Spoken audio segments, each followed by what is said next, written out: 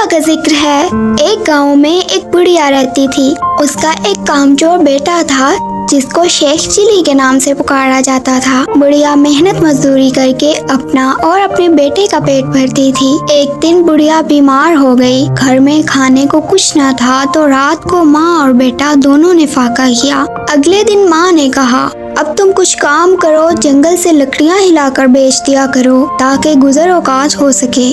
شیخ چلی نے جنگل کی راہ لی، جو درخت اس کے راستے میں آتا وہ اس سے پوچھتا، میں تجھے کاٹ لوں یا نہیں؟ کسی درخت نے بھی اس کا جواب نہ دیا۔ شام ہونے کو تھی، شیخ چلی گھر واپس آنے کا ارادہ کر ہی رہا تھا کہ ایک درخت نظر آیا۔ اس نے پاس جا کر پوچھا، میں تجھے کاٹ لوں؟ درخت بولا، ہاں کاٹ لے، مگر ایک نصیحت کرتا ہوں، میری لکڑی سے پلنگ بنانا اور بادشاہ کے دربار میں لے جانا۔ اگر بادشاہ اس کی قیمت پوچھے تو کہنا کہ پہلے 1-2 راتیں اس پر سوئے، پھر اگر مناسب سمجھے تو خریدے۔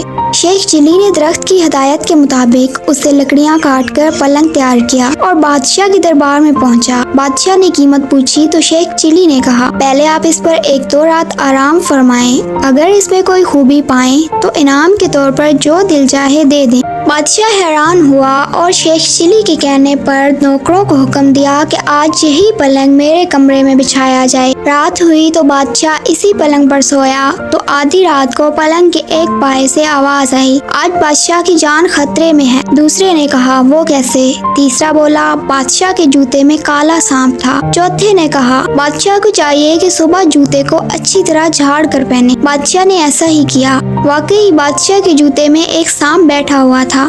دوسری رات جب بادشاہ سویا تو پھر پایوں نے باتیں شروع کی۔ ایک بولا کہ تم پلنگ کو سنبھالے رکھو، میں کچھ خبریں جمع کر لوں۔ تینوں پایوں نے پلنگ کو تھامے رکھا۔ جب چوتھا واپس آیا تو اس نے خبر سنائی کہ بادشاہ کا وزیر سازش کر کے بادشاہ کو ختم کرنے کے بارے میں سوچ رہا ہے۔ پھر دوسرا پایا گیا اور خبر لایا کہ بادشاہ کی ایک کنیز وزیر سے مل کر بادشاہ کو زہر دینا چاہتی ہے۔ تیسرے پائے نے تجویز پیش کی کہ بادشاہ کو چاہیے کہ وزیر کو سزا دے۔ چوتھا پایا گیا اور یہ خبر لایا کہ بادشاہ کو جو دودھ صبح پینے کو دیا جائے گا اس میں زہر ہوگا۔ بادشاہ یہ سب کچھ سن رہا تھا۔ صبح اٹھ کر جب اسے دودھ دیا گیا تو اس نے نہ پیا بلکہ ایک بلی کو پلا دیا۔ بلی اسے پیتے ہی مر گئی۔ کنیز سے بادشاہ نے تحقیقات کی تو معلوم ہوا کہ زہر اس کے وزیر نے ایک کنیز کے ذریعے دودھ میں ملوایا تھا۔ بادشاہ نے وزیر کو وزارت سے برخاست کر کے جیل بھجوا دیا اور اپنی کنیز کو محل سے نکال دیا۔ بادشاہ نے شیخ چلی کو بہت سے انعام و اکرام سے نوازا،